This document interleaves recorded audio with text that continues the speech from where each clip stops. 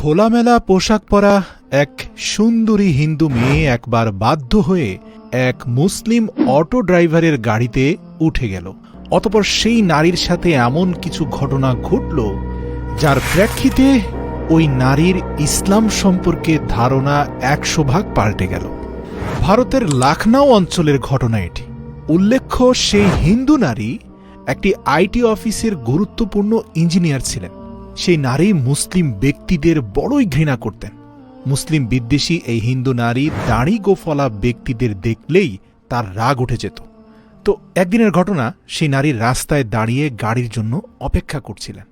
বেশ খানিকক্ষণ ধরে অপেক্ষা করলেও কোনো গাড়ি সেখান দিয়ে থামেনি। মেয়েটিও অনেক গাড়িকে হাত দিয়ে ইশারা করার পরেও কেউ না থামায় রাত গভীর হতে হতে সে কিছুটা আতঙ্কিত হয়ে গেল। কিছুক্ষণ পর এক দাড়িওয়ালা মুসলিম অটো ড্রাইভার সেখান দিয়ে যাচ্ছিল। মেয়েটি হাত দিয়ে ইশারা করা মাত্রই তিনি থেমে গেলেন। মেয়েটি অটোওয়ালার সাথে গন্তব্যস্থল নিয়ে কথা বলবেন, তখনই সেই মেয়ে খেয়াল করল যে এই লোকের মাথায় টুপি আর মুখ ভর্তি দাড়ি, মানে এ তো পাক্কা কোনো জঙ্গি হবে। মুসলিমদের ব্যাপারে ওই নারীর মনোভাব অনেকটা এমনই। মুসলিমকে প্রচণ্ড ঘৃণা করতেন। মুসলিম বিদ্বেষী সেই নারী প্রথমে ভেবেছিলেন অটোওয়ালাকে না করে দিবেন, কিন্তু এদিকে ঘড়ির দিকে তাকিয়ে দেখতে পেলেন রাত 10টা পার হয়ে গিয়েছে। কোনো গাড়ি পাওয়া যাচ্ছে না। বাসায় জলদি পৌঁছাতে হবে, কারণ ইতিমধ্যে বেশ কিছু বখাটে তার দিকে তাকিয়ে আছে। আর যেহেতু তিনি দেখতে শুনতে প্রচণ্ড আকর্ষণীয় ছিলেন আর পরতেনও কিছুটা খোলামেলা পোশাক, তাই প্রায় তাকে রাস্তার বখাটেদের কাছ থেকে ইভটিজিংয়ের শিকার হতে হতো। যাই হোক, প্রচণ্ড গরমও পড়ছে। চিন্তাভাবনা না করে অটোর দিকে উঠবেন এমন অবস্থায় অটোওয়ালা তাকে প্রশ্ন করল, আপা কোথায় যাবেন? মেয়েটি বাসার ঠিকানা বলে জিজ্ঞেস করল, ভাড়া কত নেবেন? অটোওয়ালা বলল, 200 টাকা দিয়ে না আপা। এ কথা শুনে সে অবাক, কারণ গত 2 বছর ধরে এই অফিস থেকে তার বাসা অটো যাতায়াতের জন্য 300 টাকা করে দিয়ে আসছে। একে তো অটোওয়ালা ছিল মুসলমান, তার উপর ভাড়াও কম চাইল। এদিকে মেয়েটির মনে আগে থেকে মুসলিমদের ব্যাপারে প্রচণ্ড বিদ্বেষ জমে আছে, তাই তার মাথার মধ্যে মুহূর্তের মধ্যে নানান নেতিবাচক চিন্তাভাবনা এসে ভিড় করল। এই যেমন ধরুন, মুসলমানরা মিথ্যাবাদী হয়, নিজেদের স্বার্থের জন্য মানুষকে হত্যা পর্যন্ত করতে পারে, আরও কত কি চিন্তা তার মাথার মধ্যে আসতে লাগল। এত কিছু ভাবতে গিয়ে মেয়েটি প্রচণ্ড ভয় পেয়ে গেল। এরই মধ্যে তার ভাবনায় ছেদ ঘটিয়ে সেই অটো ড্রাইভার বলল, আপা আপনি 180 দিয়েন। বুঝতে পারছি, মনে হয় 200 টাকা বেশি চাইয়া ফেলাইছে। মেয়েটি অটো ড্রাইভারের ব্যাপারে কোনোভাবে স্বস্তি পাচ্ছিল না। কিন্তু মারাত্মক সমস্যা হচ্ছে কি জানেন, ইতিমধ্যে রাত 10টা পার হওয়ায় 8-10টি বখাটে তার চারপাশ দিয়ে ঘুরঘুর করে তাকে বিভিন্নভাবে উত্তপ্ত করার চেষ্টা করছে। কিন্তু এই বখাটেদের হাত থেকে রক্ষা পাওয়ার জন্য যে অটোতে উঠতে যাচ্ছেন, সেটা নিয়েও তিনি স্বস্তি পাচ্ছেন না। যাই হোক, আকপিচ না ভেবে ভগবানের কাছে প্রার্থনা করে মেয়েটি সে অটোর ভেতরে উঠে গেল।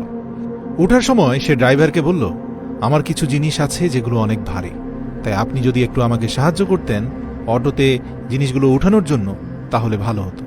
লোকটি বলল, সমস্যা নাই আফা, আমি তুলে দিচ্ছি বলে লোকটি সব কিছু গাড়িতে তুলে রওনা দিল। মেয়েটি জড়সড় হয়ে এক কোনায় বসে আছে। স্পষ্টভাবে তার চেহারায় আতঙ্কের ছাপ আছে। ভাবতে লাগলো, ইভটিজারদের হাত থেকে তো রক্ষা পাওয়া গেল, কিন্তু এখন কি কোনো জঙ্গির গাড়িতে উঠে বসলাম কিনা, কোথাও গিয়ে বোমা ফাটবে কিনা, নাকি আরো ভয়ানক কিছু অপেক্ষা করছে, ভগবানই ভালো জানেন। এরই মধ্যে সেই মাওলানা সাহেব লোকটি বলে উঠল, আফা আপনি উঠার আগে আমি একটা ওয়াজ শুনছিলাম, আপনি ইশারা দিলে বন্ধ করে দেই, আর যদি আপনার কোনো সমস্যা না হয় তাহলে কি আমি আবার সেটা চালু করতে পারি? মেয়েটি বলে, হ্যাঁ অবশ্যই, আমার কোনো সমস্যা নেই। লোকটি তারপর তার মিউজিক প্লেয়ারে একটা ওয়াজ চালু করে দেয়। সেখানে মেয়েদের পর্দা নিয়ে কথা বলা হচ্ছিল। এখানে যাত্রী মেয়েটি মুসলিমদের প্রতি বিদ্বেষ থাকা সত্ত্বেও না চাইতেও ওয়াজটি শুনতে হচ্ছিল। হিন্দু হওয়া ইসলাম সম্পর্কে তার কোনো ধারণা নেই। সে সবসময় এমন পরিবেশে বড় হয়েছে যেখানে ছেলে মেয়ে সবাই একসাথে মিশছে, আর মুসলিমদের ব্যাপারে সবসময় শুনে আসছে যে মুসলমানরা লোভী হয়, মেয়েদের উন্নতি একদমই পছন্দ করে না, তাদের সব কিছু ঘিরে টাকা পয়সা আর মেয়েদের শরীর। কিন্তু এখানে ওয়াজে বলা হচ্ছে পর্দা মেয়েদের জন্য ফরজ। পর্দা বলতে মেয়েদের সমস্ত অঙ্গ এমনভাবে ঢাকা থাকবে যেন কেউ দেখে তাকে চিনতে বা তার প্রতি আকৃষ্ট হতে না পারে। এই পর্দা মেয়েদেরকে সব সময় হেফাজত করবে, ঠিক যেভাবে বাকলের আবরণের ভিতরে কলা হেফাজতে থাকে, ঠিক যেভাবে মুক্ত ঝিনুকের আবরণে হেফাজতে থাকে। কারণ এই পর্দার কারণে কোনো নোংরা চিন্তার মানুষ পর্দায় ঢাকা মেয়ের প্রতি আসক্ত হতে পারবে না, এবং পর্দা দেখলে সম্মানের সাথে তার চোখ নামিয়ে ফেলে। সেই হিন্দু মেয়েটি ওই ওয়াজ শুনতে শুনতে আরও জানতে পারল যে প্রিয় নবী হজরত মোহাম্মদ সাল্লাল্লাহু আলাইহি সাল্লামের উপর আল্লাহর নির্দেশ দিয়েছেন যে, হে নবী, তুমি তোমার স্ত্রীগণ, তোমার মা বোন ও সমস্ত মেয়ে জাতিকে পর্দা বিধান সম্পর্কে অবগত করো। পর্দা হল নারীর রক্ষাকারী, নারীর লজ্জা রক্ষাকারী।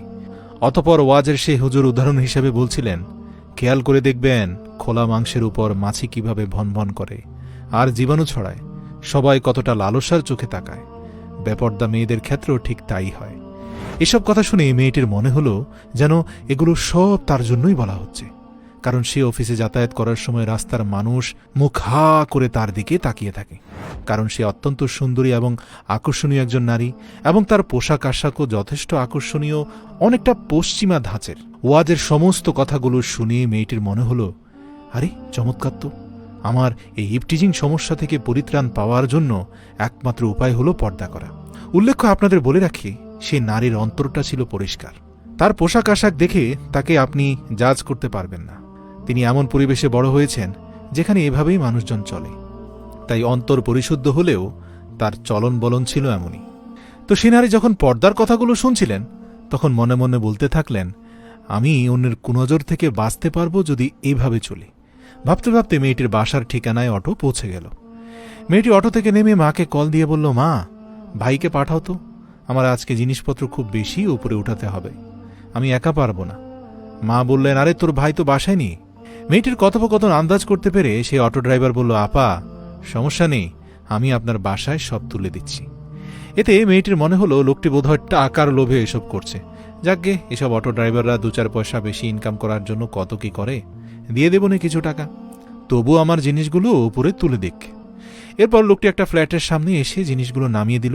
মেয়েটি তখন তাকে ব্যাগ থেকে 300 টাকা বের করে দিল, এবং অটো ড্রাইভার অবাক হয়ে বলল, আপা, আপনি আমাকে 300 টাকা দিলেন কেন?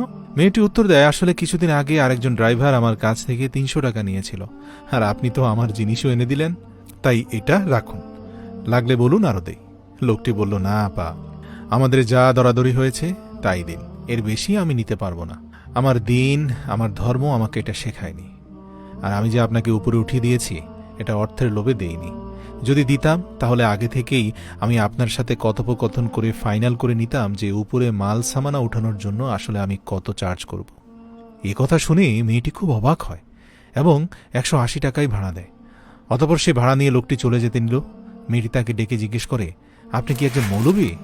লোকটি হালকা হাসল এবং বলল, হাফিজি পড়েছি আফা, কিন্তু মৌলবী নই আমি, অত জ্ঞান আমার নাই, তবে মৌলবীদের সম্মান করি। সিএনজি থেকে নামার পুরোটা সময়ে সেই সিএনজি ড্রাইভার উপলব্ধি করতে পারছিলেন যে এই নারী মূলত মুসলিমদেরকে ঘৃণা করে। তাই যাওয়ার সময় সেই নারীর দিকে তাকিয়ে হাসি মুখে সেই অটো ড্রাইভার বললেন, হ্যাঁ আফা, আপনাকে ইসলাম ও মৌলবীদের সম্পর্কে কেউ হয়তো ভুল ধারণা দিয়েছে। যদি ইসলাম সম্পর্কে ভালো জানতে চান তাহলে অনুরোধ করব, দয়া করে বর্তমান জামানার মুসলমানদের দিকে তাকাবেন না, তাদেরকে অনুসরণ করবেন না, এবং তাদের জীবন দেখে ইসলামকে আপনি বিচার করবেন না। কষ্ট করে নবী করিম সাল্লাল্লাহু আলাইহি সাল্লামের কথাগুলো শুনে বা পড়ে দেখবেন। এই বলে লোকটি চলে গেল, আর তার কথা শুনে মেয়েটির চোখে পানি চলে আসলো। প্রিয় দর্শক, আজ আমাদের মুসলমানদের কর্মকাণ্ডের কারণে ভিন্ন ধর্মীদের কাছে ইসলাম বিতর্কিত হয়েছে, অথচ কোনো একজন বিধর্মীও যদি আমাদের মুসলমানদের আচার আচরণ আর অধপতনের দিকে না তাকিয়ে শুধুমাত্র কোরআন আর হাদিসের দিকে তাকায়, তাহলে 100% গ্যারান্টি দিয়ে বলা যায় যে ইসলাম তার হৃদয়কে পরিশুদ্ধ করবে, তাকে মুগ্ধ করবে। আল্লাহ রাসূল বলেছিলেন, প্রত্যেকটি মুসলমানের আখলাকই ইসলামের আসল ধারক বাহক এবং ইসলামের পরিচয় বহন করে। আর তাই তো আল্লাহ রাসূলের শিক্ষা অনুযায়ী বিধর্মীদের সাথে সবচেয়ে উত্তম আচরণ করার কথা বলা হয়েছে। আল্লাহ রাসূলের আচরণে খুশি হয়ে আল্লাহ তাআলা পবিত্র কোরআনে বলেন, ইন্নাকা লাআলা খুলুকিন আযীম, নিঃসন্দেহে আমি আপনাকে এই পৃথিবীর শ্রেষ্ঠ আখলাকের উপর প্রতিষ্ঠিত করেছি। কিন্তু আজ আমাদের মুসলিমদের আখলাক কোথায়? প্রিয় বন্ধুরা, আপনাদের বিনীত অনুরোধ করছি, আপনারা মোহাম্মদ সাল্লাল্লাহু আলাইহি সাল্লামের দেওয়া বার্তাগুলোকে অনুসরণ করুন। এক হুজুর আরেক হুজুরকে কাফের ফতোয়া দিবেন না। এক হুজুর আরেক হুজুরকে তাচ্ছিল্য, অবজ্ঞা আর অপমানের সাথে কথা বলবেন না। উম্মতে মুহাম্মাদের মধ্যে ফ্যাসাদ সৃষ্টি করবেন না। সেই শ্রেষ্ঠ মানুষটির কথা স্মরণ করুন যিনি মেয়েদের অধিকার নিয়ে আওয়াজ তুলেছিলেন। যখন মেয়েদের জীবন্ত কবর দেওয়া হতো, তিনি সেই ব্যক্তি যিনি নারীদের অধিকার দিয়েছেন। তিনি সেই ব্যক্তি যিনি কর্মচারীদের বেতন তাদের গায়ের ঘাম শুকানোর আগেই দেওয়া উচিত বলেছিলেন।